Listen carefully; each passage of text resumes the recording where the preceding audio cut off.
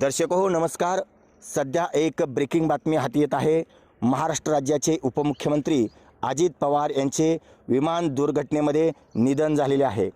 महाराष्ट्र राज्याचे उपमुख्यमंत्री अजितदादा पवार यांच्या विमानाला बारामती येथे अपघात झाला असून यात त्यांच्यासह 6 जण मृत्यू झाल्याची माहिती DGCAच्या वतीने देण्यात आली आहे। विमान अपघातानंतर सकाळी 9:15 वाजेच्या सुमारास DGCAच्या वतीने यात 6 जणांचा मृत्यू झाल्याची माहिती देण्यात आली आहे। यामुळे राज्याच्या राजकीय वर्तुळावर शोककळा पसरली आहे। राज्याचे उपमुख्यमंत्री अजितदादा पवार यांच्या विमानाला बारामती विमानतळाजवळ मोठा अपघात झाल्याने खळबळ उडाली आहे। या अपघातात पवार यांच्यासह काही जण गंभीर झाल्याची माहिती प्रथमतः समोर आली होती, परंतु अजित पवार हे लहान विमानाने बारामतीकडे रवाना झालेले होते। येथे लँडिंग करत असतानाच विमानतळाच्या जवळ असलेल्या शेतात हे विमान कोसळले।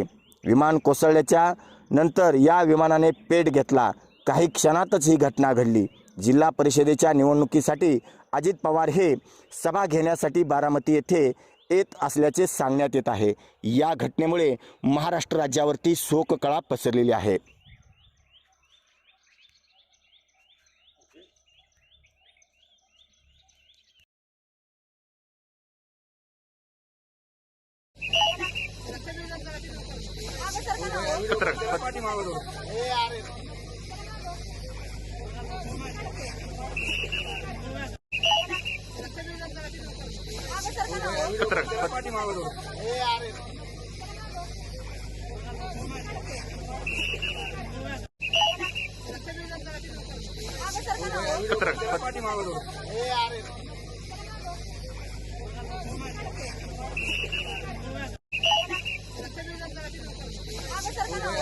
पाठी मागवलं